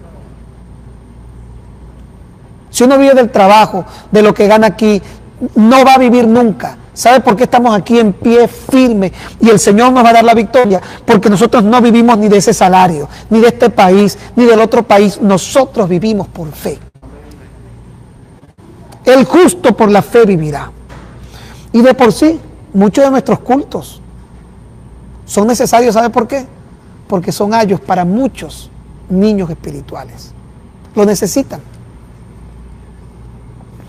Número 4, madurando. Primera de Corintios capítulo 13, el apóstol Pablo dice, oiga bien, cuando era niño, pensaba como niño, hablaba como niño y juzgaba como niño, mas cuando ya crecí, dejé lo que era de niño. ¿Qué es de niño? Los ayos. Mas cuando crecí, dejé lo que era de niño. Dese cuenta que todo proviene de algo tan elemental como hablar. Porque lo que hablamos es el resultado de lo que pensamos. Y el juicio es la determinación que tenemos de lo que es bueno y es malo. Y dése cuenta cómo está conectado con lo siguiente, lo que vamos a ver ya en la parte final. 1, 2, 3, 4, 5. Número 5. ¿Cómo superar un ayo? Número 5. Sustituyendo convicción por emoción. Cuando usted comienza a sustituir sus emociones, lo que siente, por la convicción de lo que cree, usted está superando un ayo. Número 6, manteniéndolos, pero sin dependencia. Manteniéndolos, pero sin dependencia. Sigo congregándome, pero mi relación con Dios no depende de congregarme. Sigo sintiendo la presencia de Dios, pero mi relación con Dios no depende de la presencia que siento. Una característica de esa fe que viene producto de haber crecido y madurado para dejar los ayos es la humildad. Para reconocer esa etapa y no juzgar ni atacar ese pasado ni a quienes todavía están en él. Ayos comunes, ayunos, cultos, vigilias, manifestaciones como profecías, lenguas, sueños, actividades especiales. Todo esto son ejemplos de ayos. Finalizamos con lo último. Terminamos la clase. Según lo que dice Hebreos capítulo 5, versículo 12, vamos a mirar estos ayos que están acá y así concluimos nuestra clase el día de hoy. Hebreos capítulo 5, versículo 12. Prácticamente uno de los versículos principales que ha sido fundamento para nuestra clase. Hebreos 5:12. Resultados de tener ayos, aun y cuando el tiempo ha pasado. Vea, ya pasó el tiempo, ya tienes mucho tiempo en el Señor y aún tienes esa dependencia de ayos. Esto es lo que sucede, este es el resultado, Teodoro, de estar todavía en el Señor, de tener tanto tiempo en el Señor y todavía depender de ayos. El verso 12 lo explica. Porque debiendo ser ya maestros, después de tanto tiempo, tenéis necesidad de que se os vuelva a enseñar cuáles son los primeros rudimentos. Tenéis necesidad todavía de ayos. Eso es lo que le está diciendo. Los rudimentos que dice Nelson se refiere básicamente a esto. Es decir, una persona que no ha logrado superar un ayo está reflejado en el capítulo 5, verso 12 de Hebreos. Dios espera que estuviera más avanzado y le dice, todavía tienes que bregar con ayos, tengo que mantenerte pegadito a los ayos. El 14. El discernimiento es el resultado de una vida de madurez espiritual. Y el discernimiento es una ayuda poderosa para sustituir ayos. El 14 dice, pero el alimento sólido es para los que han alcanzado madurez, para los que por el uso tienen los sentidos ejercitados en el discernimiento del bien y del mal. Dese cuenta que muchas personas piensan que el discernimiento, todavía bajo Ayo, el discernimiento es una sensación, ¿no? El que está bajo Ayo piensa que es una sensación. Había una hermana en Puerto Ordaz, Rosimar, que decía: yo huelo los demonios. Hermano, los demonios no se pueden oler, eso es algo espiritual. No se pueden percibir a través de sentidos naturales, porque ya no sería fe. Porque recuerde que todo lo que tiene que ver con los sentidos naturales está en contra de la fe. Porque tus sentidos naturales contradicen la fe. Por eso es que dice la Biblia: por fe andamos, no por vista. Porque la vista contradice lo que tú crees. Si tú los hueles, no tiene sentido, porque el discernimiento no tiene que ver con lo que a lo mejor quien está bajo Ayo cree que es sentir algo. Yo siento algo. Mire, yo cuando veo películas de terror como Chucky, el muñeco diabólico, Freddy Krueger y eso, yo siento cosas.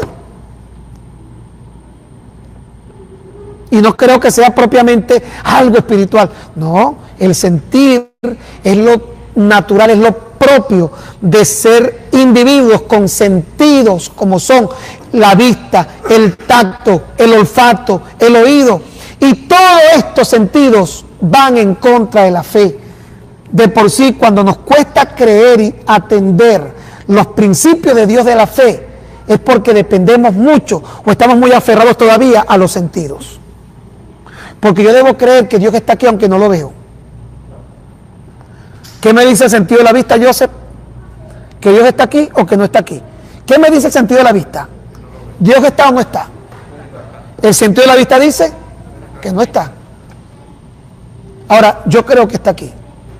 Si voy a depender de mis sentidos, siempre voy a estar en contra de la fe. Entonces no vea que el discernimiento tenga que ver con algo que usted siente. Ay, mire, estoy espelucado. ¿Se acuerda el pastor que es amigo mío, que él cada vez que se encontraba una muchacha bonita le decía: santo, me espeluco? Se miraba así: hermano, ¿usted cómo que se va a hacer mi esposo yo?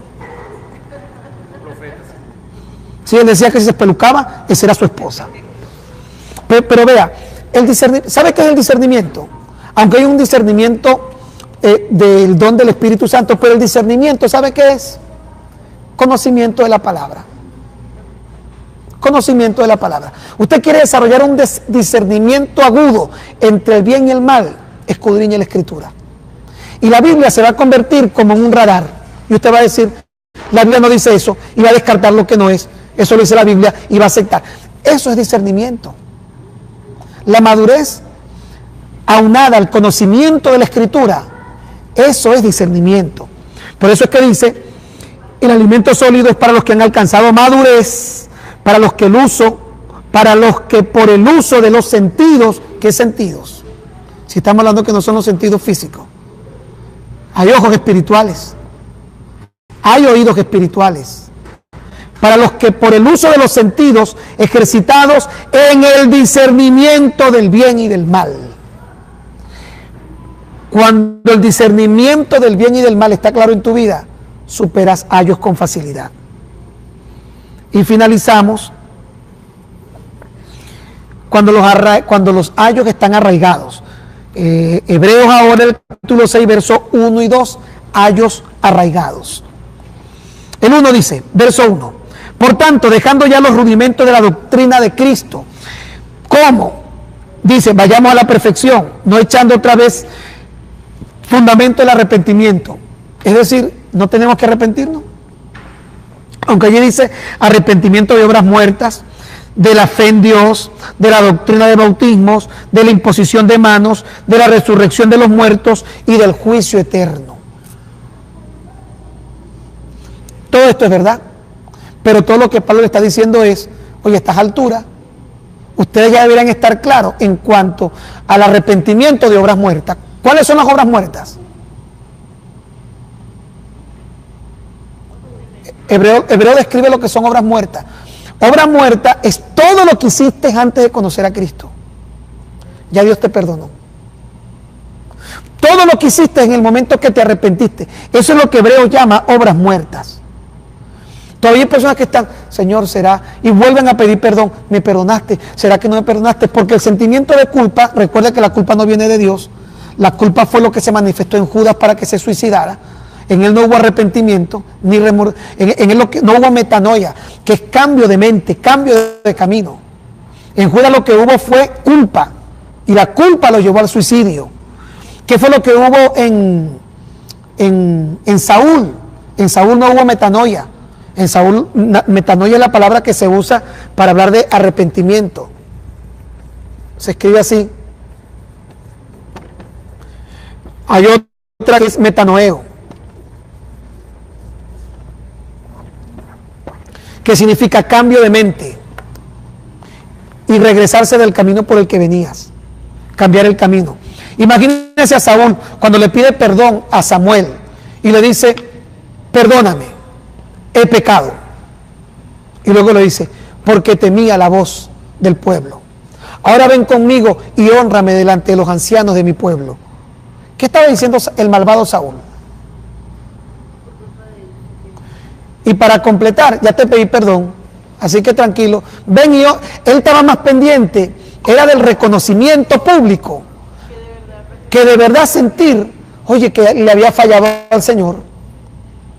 No, es verdad, he pecado, pero la culpa no fue mía, la culpa fue del pueblo, temía la voz del pueblo. Ahora ven conmigo, ya te pedí perdón, y le dice Samuel, por Dios, Saúl, no has terminado de caer en cuenta. Y él le da a entender como es que yo no he pecado, y él le responde, pero es que como pecado y de adivinación e idolatría, oiga bien, es el no prestar atención. Porque Dios ama más la obediencia que los sacrificios. ¿Y cuál fue la reacción de Saúl? A él no le importaba.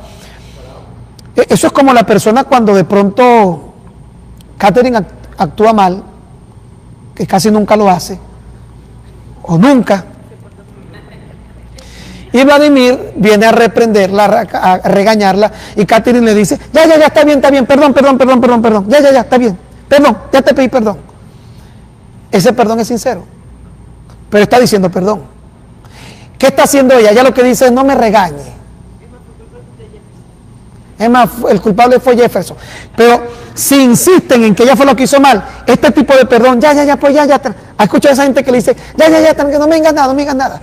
No, y te está diciendo y tú, perdón, pues, perdón. Nunca porque tú digas perdón puede decir que tu perdón es sincero. Porque al tú decir, perdón. Ese ya, pues, perdón, ya. Lo que te está diciendo es, te estoy pidiendo perdón, pero es para no seguir oyendo la cantaleta. Ese perdón es para decirte, cállate, ya déjame tranquilo.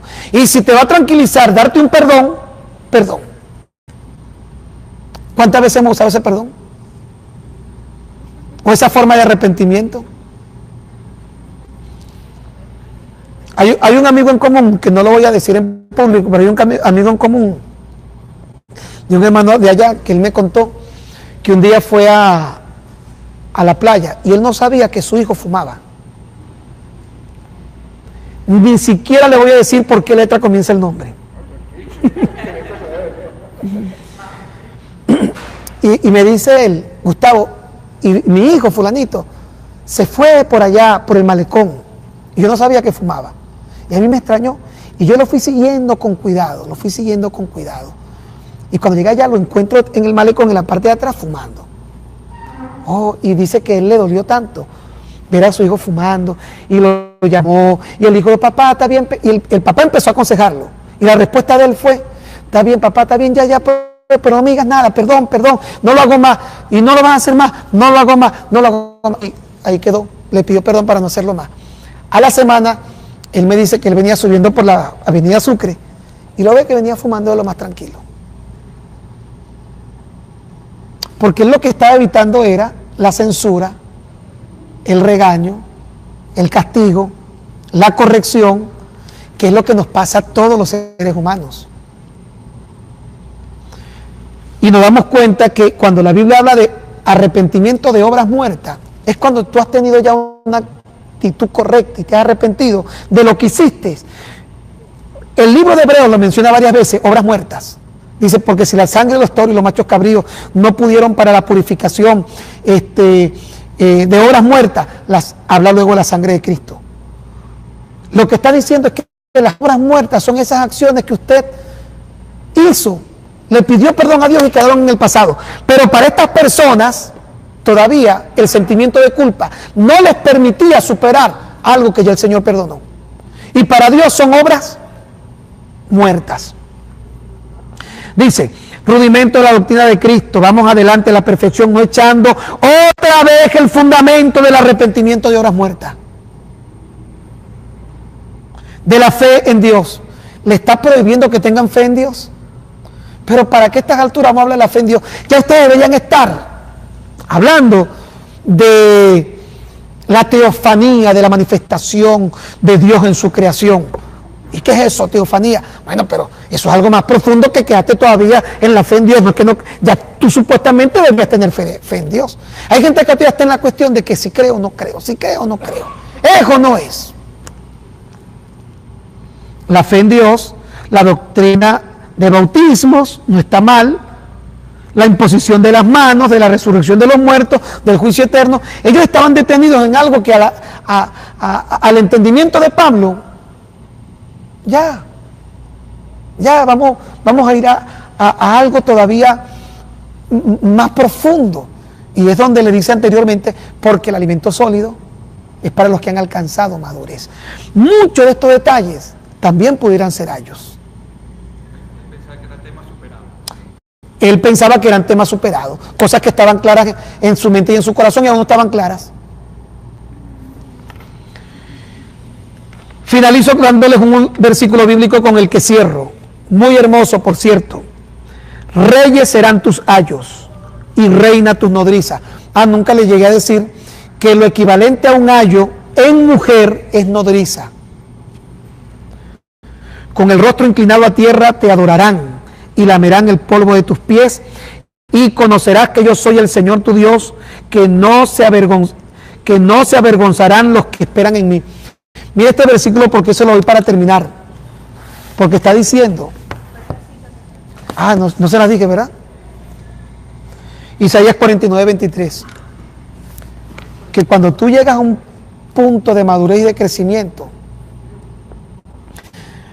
lo grande que hayan sido tus ayos, llegan a un momento en el que ya ellos están por debajo de lo que el Señor te ha dado.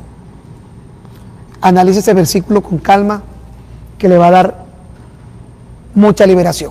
¿Qué es lo que yo quisiera con todo esto, hermano? Que usted fuera libre, que usted caminara en fe, que usted entendiera lo que es la vida en fe. Y que la vida en fe, si bien es cierto que antes de llegar necesitaba de años, llega un punto cuando nuestra fe debe ser sólida, total, absoluta y completa en la palabra. Que van a haber días cuando no vamos a hablar en lengua, no vamos a sentir nada, no tendremos a nadie, no habrán profecías. Y lo único que nos va a sostener, y lo único que nos debería sostener todo el tiempo, debe ser su palabra. Llegará ese día cuando usted dirá, puedo ir a un culto en tal lugar, pero voy porque la Biblia me dice que debo congregarme, es un acto de obediencia, porque me relaciono con las personas que comparten mi misma fe, porque así como se aguza el hierro con el hierro, el rostro del hombre con el rostro del hombre se perfecciona, porque entre nosotros crecemos mutuamente. Cuando tú entiendes que ese es el motivo de congregarte y te das cuenta que aunque tú no te congregues, tú no te vas a perder, que es un acto de obediencia, y la obediencia es un indicio de madurez. Que te congregas porque compartes tu fe con otras personas, pero no te congregas porque de eso dependa tu salvación, tu vida. Que hablar en lenguas es una bendición, pero hablar en lengua no te hace salvo, ni te hace mejor cristiano, más cristiano, menos cristiano, ni más espiritual. Y que si hablas en lengua es una bendición, si no hablas en lengua, no hay nada tampoco que tú puedas decir que te hace estar peor o en una condición inferior a otro. Que vas a aprender a escuchar una profecía y ya sin que sea un ayo a sopesarla, y con madurez poder decir es de Dios o no es de Dios. Pero mientras sea un ayo, hasta cualquier locura que te digan lo vas a aceptar como de Dios. Que vas a aprender a que vas a ayunar, pero el ayuno no te hace más espiritual, la vigilia no te acerca más a Dios, que todo lo que te acercaba a Dios, Jesucristo lo hizo en la cruz del Calvario, y que ya no hay más sacrificio, sino que Él con una sola ofrenda nos hizo perfectos para siempre. Y vas a aprender a caminar en esta vida agradeciendo todo tu pasado, todas tus vivencias, todas tus experiencias, pero diciendo, lo único que yo necesito para llegar y concluir mi carrera es al Señor, su Espíritu Santo en mi corazón y su palabra. Lo demás, si está bien, y si no está, yo, el Espíritu de Dios en mi vida y su palabra, es suficiente. Que nadie te va a poder manipular, nadie te va a poder controlar, sino que tu control y tu guianza va a venir del Espíritu, porque los que son hijos, estos son guiados por el Espíritu de Dios. Y la palabra se va a convertir en tu única y absoluta regla de fe y conducta. Que va a ser muy difícil que seas movido, ni por carta, ni por palabra como si fuera nuestra, ni por ángel. Porque recuerden que así comienza la carta de Pablo a los Gálatas. Pablo comienza a los Gálatas diciéndole que su madurez iba a depender de algo tan sólido y tan fuerte, tan poderoso, que ni un ángel iba a poder moverte. Ni un ángel que viniera, porque cuando ya tú has superado ese año, mire, puede haber la manifestación de ángeles si es posible. Y la palabra de Dios es más poderosa. Mira que hubieron unos muchachos que fueron al infierno y vinieron contando que fueron al infierno. Si no está en la Biblia, me perdonan la expresión, pero eso lo dice el libro de Jeremías 23. Suena un poco feo. Pero cuando el Señor le recrimina en el capítulo 23 a su iglesia el tema de los profetas, de los falsos profetas, y le dice, ¿qué tiene que ver? Porque no es mi palabra como martillo que quebranta la piedra. Y cuando alguno tenga un sueño, cuente el sueño a su compañero. No haga un escándalo. Ay, Dios me habló. Ay, Gustavo, soñé tal cosa. Cuente el sueño a su compañero. Pero no diga que fui yo que hablé. Y luego dice, porque ¿qué tiene que ver la paja con el trigo? Y me perdona. Pero a veces lo que más estamos oyendo en televisión y muchas cosas no es trigo, sino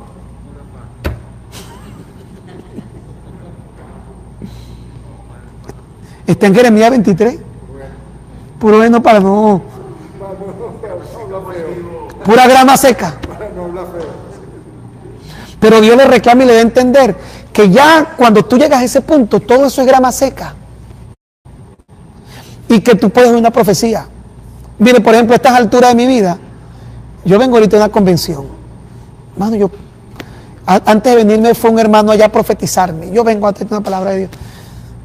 Hermano, yo lo puedo oír con respeto, pero ya no tengo aquel temor. ¿Y qué me va a decir? No, lo oigo.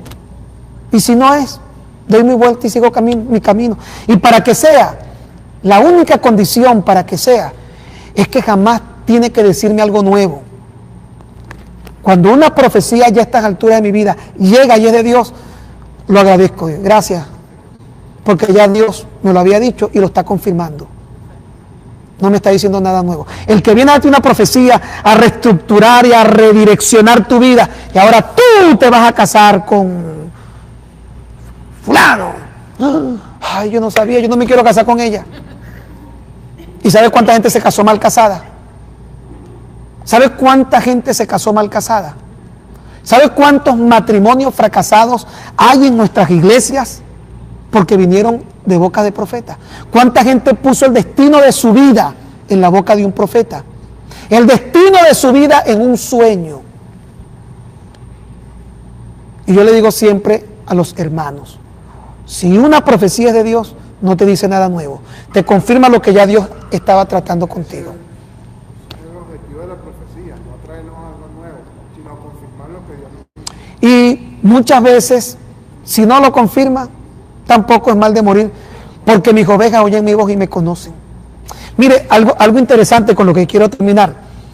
Estoy tratando de terminar hace rato, pero quiero compartirle esto para que le dé vida. Usted sabe que cuando David iba a enfrentar al gigante Goliat,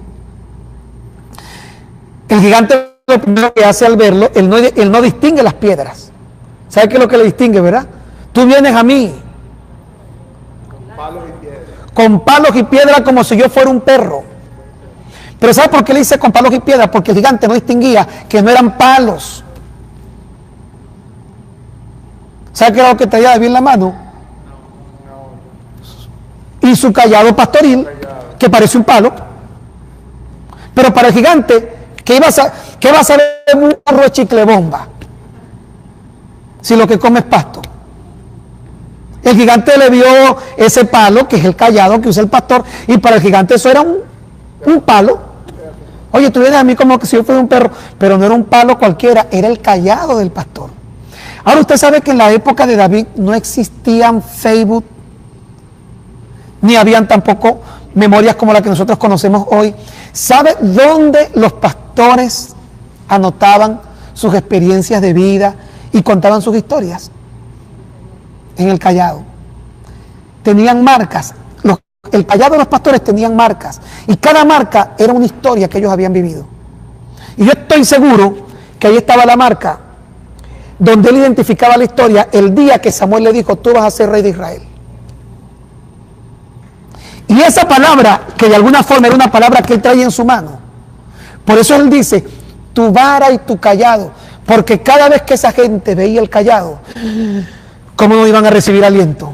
Ahí se acordaban de todo lo que han vivido y de cada palabra que Dios le había dado. Tu vara y tu callado me infundirán aliento. Cuando el gigante ve simplemente un palo, ese palo era el testimonio en la mano de un hombre que había escuchado a alguien decirle por palabra de Dios: tú serás rey de Israel. Este es nuestro callado. Esto es lo que para muchos a lo mejor es un palo, pero este es nuestro callado. Aquí están nuestras historias, porque aunque no lo escribimos nosotros, usted sabe que este libro habla de nosotros, que hay versículos que uno dice: este es mío.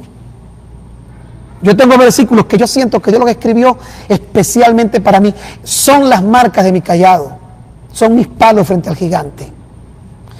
Este libro es mi historia, y hay versículos que cuentan mi vida. Por eso David decía: tu vara y tu callado me infundirán aliento. Porque durante esas noches oscuras, cuidando el rebaño, ¿sabe qué hacían los pastores? Agarraban su callado, su palo, y empezaban a ver sus marcas y a reconocer e identificar todo lo que habían vivido. Imagínense qué marcas tendría el callado del rey David, el callado del hombre conforme al corazón de Dios.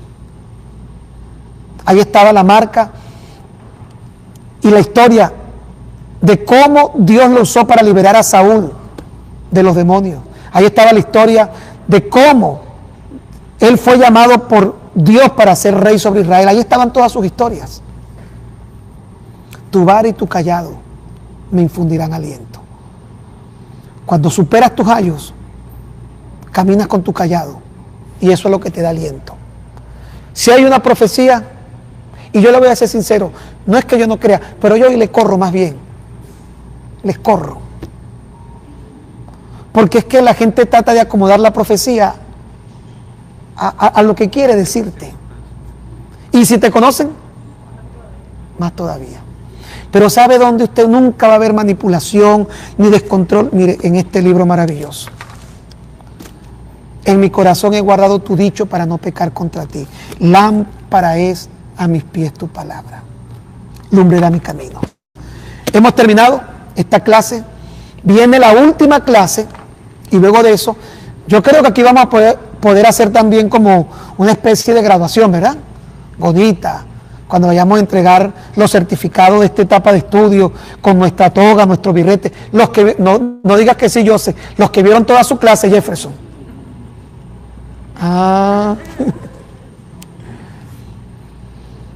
Y vamos a hacer algo bien bonito también nosotros aquí, con nuestro certificado también de Ministerio de Educación y de mar y de todo lo que podamos.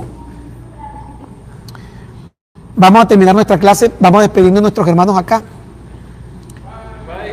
Dios me les bendiga, Dios me les guarde.